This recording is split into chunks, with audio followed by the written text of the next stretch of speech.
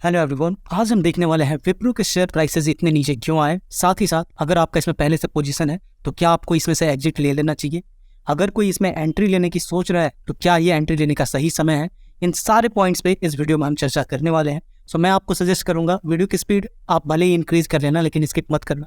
हो सकता है कोई इंपॉर्टेंट पॉइंट आपसे मिस हो जाए। यहाँ पे मैंने ओपन किया हुआ पेन स्टेटमेंट विप्रो का ही, और हम एक एक करके देखने वाले हैं ऐसे कौन कौन से रीजंस थे जिनकी वजह से विप्रो के शेयर प्राइसेस नीचे गए। तो पहला और एक बहुत ही मेन रीजन हो सकता है इनके शेयर के प्राइसेस के नीचे जाने का, वो था इनकी जो एबिटा मार्जिन थी उसमें हमको 2.9% का ईयर ऑन ईयर बेसिस पे डिक्लाइन देखने को मिला। 2021 में जो इनकी एबिटा मार्जिन थी वो थी 23.9% और 2022 में वो है 21%, राइट। तो यहाँ पे हमें 2.9% का डिक्लाइन देखने को मिला। अब क्वेश्चन ये आता है कि ये जो डिक्लाइन आया, ये डिक्लाइन क्यों आया। सो इसका एक मेन रीजन ये था कि जब लोग कोविड आया और लॉकडाउन्स हुए उस समय पे जो सैलरीज थी उसमें एक अच्छा खासा हाइक देखने को मिला, और उसके साथ ही साथ लोग ऑफिस में आने शुरू हुए तो उसमें भी जो कंपनी के एक्सपेंसेस थे उसमें हमें इंक्रीज देखने को मिला। इसी वजह से ये जो है एक्सपेंस का सेक्शन आप यहाँ पे देखो, ये 2021 है और ये 2022 है। यहाँ पे आपको एक्सपेंसेस देखने को मिल रहा है 47,164 करोड़ और यहाँ पे आपको देखने को मिल रहा है 62,628 करोड़ का। यहाँ पे मैं एक्सपेंस वाला सेक्शन एक्सपेंड करता हूँ और आप यहाँ पे भी देख सकते हो जो एम्प्लॉय कॉस्ट है उसमें आप यहाँ पे देख सकते हो ये इंक्रीज हुआ 54% से और ये हो गया 57%, राइट। सो ये तो हो गया एक रीजन एबिटा मार्जिन में हमें जो डिक्रीज देखने को मिला। दूसरा सबसे मेन रीजन जिसकी वजह से विप्रो में हमें एक विगरस फॉल देखने को मिला, और इस चीज को एक्सप्लेन करने के लिए मैं आपको लेके आऊंगा इनके कैश फ्लो स्टेटमेंट में। तो आप यहाँ पे देख सकते हो cash flow from operating activity वाले हेड में 2021 में जो इनका इनफ्लो था वो था 14,755 करोड़ का, जो कि घट के 2022 में रह गया 11,080 करोड़ का। नाउ ये फॉल क्यों आया? सो ये फॉल इसलिए आया क्योंकि इनके जो ट्रेड रिसीवेबल्स थे, जो अनबिल्ड रिसीवेबल्स थे, और उसके साथ में जो इनकी वर्किंग कैपिटल की जो रिक्वायरमेंट थी ना वो इंक्रीज हो गई। अब ये वर्किंग कैपिटल की रिक्वायरमेंट इंक्रीज होना इसका मतलब क्या है? सो बेसिकली देखो, ये जो स्टेटमेंट है इसमें भी मैं आपको एक जगह और दिखाता हूँ, यहाँ पे आप क्लियरली पढ़ सकते हो। ये जो लिखा है वर्किंग कैपिटल डेज ना, इसमें आप देखो 2020 में ये था 18 दिन, 2021 में था 18 दिन और 2022 में ये बढ़ के हो गया 33 डेज, ऑलमोस्ट ये दोगुना हो गया।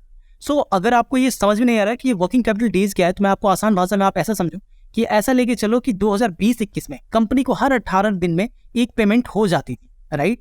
लेकिन 2022 में ये 18 नहीं रहेगा, ये अब हो गया है 33।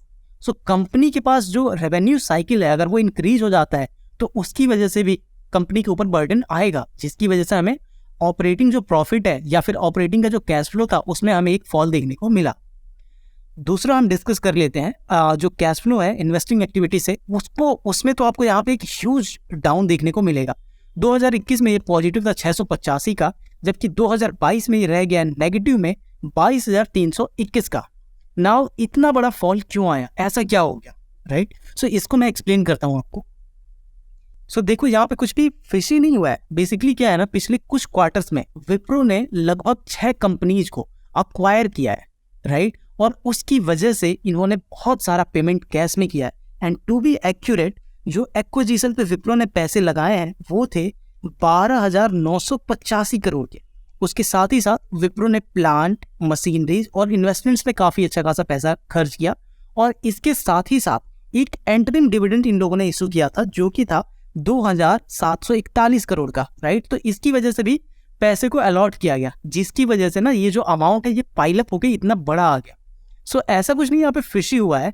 बेसिकली कंपनी ने एक्सपेंशन पे ज्यादा फोकस किया है, जिसकी वजह से जो नंबर्स थे ना वो इतने अच्छे देखने को नहीं मिले। लेकिन अगर आप लॉन्ग टर्म में देखोगे तो इन पैसों से हमें काफी अच्छा फायदा देखने को मिलेगा, और इनफैक्ट 2022 में ही देखने को मिला भी है। मैं अभी आपको एक्सप्लेन करूंगा कि ये जो इन्होंने एक्विजिशंस किए हैं इसमें से एक कंपनी है जिसकी वजह से लगभग 6600 करोड़ का रेवेन्यू भी जनरेट हुआ है। सो अभी वो हम आगे देखेंगे, राइट। सो आपको, लेकिन अगर कोई ऊपर से देखेगा तो उसे क्या दिखेगा, उसे ये दिखेगा कि 2021 में 685 का जो पॉजिटिव बैलेंस था वो 2022 में नेगेटिव में हो गया 22,321 का, राइट। लेकिन ऐसा कुछ है नहीं, कंपनी ने बेसिकली एक्सपेंशन पे फोकस किया है जिसकी वजह से ये आपको ऐसा फिगर देखने को मिल रहा है। अब हम आ जाता है तीसरे रीजन पे जिसकी वजह से हमें विप्रो में एक फॉल देखने को मिला। सो तीसरा रीजन ये भी हो सकता है कि अगर हम इनके बैलेंस शीट में आते हैं तो आपको इनका जो बोरोइंग का सेक्शन है उसमें आपको देखने को मिलेगा एक इंक्रीज। ये जो बोरोइंग्स है, ये जो आपको देखने को मिल रहा है, आप ये देखो, बोरोइंग्स जो 2021 में थे वो थे 10,451 करोड़ के, लेकिन जो बढ़ के 2022 में हो गए 17,593 करोड़ के। अब ये क्यों हुआ? ये इसलिए हुआ है क्योंकि Q1 2022 में विप्रो ने एक 5 साल का बॉन्ड इशू किया 750 मिलियन US का, राइट। सो ये भी जो पैसे गए हैं ये कहीं ना कहीं एक्सपेंशन में ही स्पेंड हो रहा है, ये कहीं ना कहीं एक्विजिशंस में ही ये पैसे लग रहे हैं, जिसकी वजह से जो बोरोइंग्स है ये भी आपको इंक्रीज होता हुआ देखने को मिला है। और अगर मैं आपको बोरोइंग्स को एक्सपेंड करता हूँ, देखो इसमें जो लॉन्ग टर्म बोरोइंग्स होंगे वो बढ़ गए होंगे। जैसे इस बोरोइंग्स को अगर हम एक्सपेंड करते हैं तो आपको यहाँ पे देखो जो सबसे पहला एडिंग है लॉन्ग टर्म बोरोइंग्स, उसमें देखो 2021 में था 746 करोड़ का, जो बढ़ के हो गया 5,646 करोड़ का, राइट। सो आपको ये जो इंक्रीज है, अब मुझे ऐसा मैं एक्सपेक्ट करता हूँ कि आपको समझ में आ रहा है। अब यहाँ तक तो ये सारे नेगेटिव पॉइंट्स हो गए कि क्यों विप्रो नीचे आया। अब हम थोड़ी सी बात कर लेते हैं कि क्या विप्रो में एंट्री लेनी चाहिए, क्या ये आने वाले फ्यूचर में ये ऊपर जाएगा या नहीं जाएगा। सबसे पहला जो प्लस पॉइंट है वो है इनके सेल्स या फिर रेवेन्यू में इंक्रीज, राइट। सो आप यहाँ पे देख सकते हो 2021 में इनका रेवेन्यू था 61,935 करोड़ का, 2022 में वो बढ़ के हो गया 79,312 करोड़ का। सो यहाँ पे हमें एक लगभग 28% का जंप देखने को मिल रहा है। अब यहाँ पे मैं आपको एक ऐसा फैक्ट बताना चाहता हूँ जिसको जान के आपको अच्छा लगेगा कि ये जो 79,000 का फिगर है, इसमें से इन्होंने रिसेंट में जो 6 कंपनीज विप्रो ने एक्वायर किए थे उसमें से एक कंपनी है जिसका नाम है कैपको, उसने 6,662 करोड़ का रेवेन्यू कंट्रीब्यूट किया है। सो बेसिकली ये लोग जो एक्विजिशंस कर रहे हैं उससे हमें आने वाले फ्यूचर में काफ़ी अच्छा खासा मेरे हिसाब से नंबर्स देखने को मिलेंगे, और उस समय पे जो शेयर के प्राइसेस होंगे वो जरूर ऊपर की ओर हमें देखने को एक अच्छा उछाल देखने को मिल सकता है। दूसरा रीजन जिसकी वजह से मुझे ऐसा लगता है जो विप्रो का एक प्लस पॉइंट है, और अगर हम आते हैं इनके फाइनेंशियल एक्टिविटीज में, कैश फ्लो में ही हम फिर से आ जाते हैं, तो यहाँ पे हमें देखने को मिल रहा है ये जो फाइनेंसिंग एक्टिविटी है, यहाँ पे हमें देखने को मिल रहा है 2021 में हमें एक नेगेटिव बैलेंस देखने को मिल रहा था 12,884 करोड़ का, वहीं पे 2022 में हमें 4,659 करोड़ का पॉजिटिव बैलेंस देखने को मिला है। अब ये जो जंप है ये पॉजिटिव कैसे आया? ये ऐसे है कि इन्होंने जो पैसे लैंड किए हुए थे, कुछ ये जो पैसे देते हैं वो जो प्रोसीड्स फ्रॉम बोरोइंग्स था उसमें हमें एक अच्छा खासा जंप देखने को मिला। फॉर एग्जांपल मैं यहाँ पे हाईलाइट कर देता हूँ, आप यहाँ पे देखो प्रोसीड्स फ्रॉम बोरोइंग्स जो है वो 10,342 से बढ़ के 26,012 पे आ गया। सो इसकी वजह से हमें फाइनेंसिंग जो एक्टिविटीज थी वहाँ पे एक अच्छा खासा कैश फ्लो देखने को मिला। तीसरी अच्छी बात मुझे जो विप्रो में लग रही है वो ये है कि इसका जो पीई है वो ओवर वैल्यूड नहीं है। करेंटली जो विप्रो का पीई चल रहा है वो 18 पे चल रहा है, और जो इंडस्ट्री का पीई है वो समर अराउंड 26 पे चल रहा है। सो ये अभी फिलहाल में ओवरबॉट जोन में भी नहीं है। अब हम थोड़ी सी बात कर लेते हैं कि कंपनी जो इन्वेस्टमेंट्स कर रही है वो कहाँ पे कर रही है, कंपनी कहाँ पे पैसे लगा रही है। तो कंपनी जो पैसे लगा रही है उसमें एक नाम आता है मेटावर्स में, कंपनी काफ़ी अच्छे कैसे पैसे लगा रही है। उसके साथ ही साथ वेब 3.0 में, अगर आप में से किसी को वेब 3.0 नहीं पता है तो मैंने इस पर एक वीडियो बनाया हुआ है, आई वुड रिक्वेस्ट कि आप उस वीडियो को देखो और आपको समझ में आएगा कि वेब 3.0 कितनी बड़ी चीज़ होने वाली है आने वाले फ्यूचर में। उसके साथ ही साथ विप्रो फोकस कर रहा है रोबोटिक्स पे, ठीक है, साथ ही साथ सेल्फ लर्निंग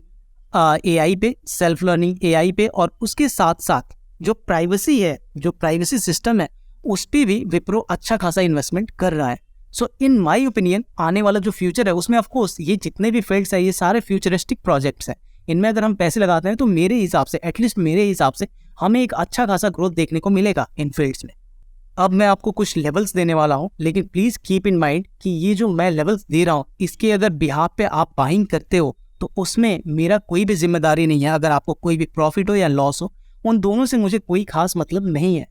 फिलहाल में जो एक हमें सपोर्ट देखने को मिल रहा है वो 360 के करीब में 360 रुपीज़ पे हमें एक स्ट्रॉन्ग सपोर्ट देखने को मिल रहा है विप्रो में, और ऊपर का जो रेजिस्टेंस है फिलहाल में वो लगभग 410 रुपये पे देखने को मिल रहा है। लेकिन मैं आपको यही सजेस्ट करूंगा कि क्या है ना कि फिलहाल में आप 50 डेज का मूविंग एवरेज लगा लेना, अगर ये इसके ऊपर निकलता है तो आप यहाँ पे बाइंग की पोजीशन बना लेना। लेकिन मुझे ऐसा पर्सनली लगता है कि चांसेस हैं कि विप्रो 300 रुपीज़ की लेवल पे भी हमें देखने को मिल सकता है, ठीक है। मैं उम्मीद करता हूँ कि आपको ये डिटेल्ड एनालिसिस पसंद आई होगी। अगर पसंद आई प्लीज़ लाइक कर देना, काफ़ी इसमें मैंने रिसर्च की है, उसके बाद से इस वीडियो को मैंने बनाया है। सो मिलते हैं आपसे अगली वीडियो में, तब तक के लिए बाय बाय।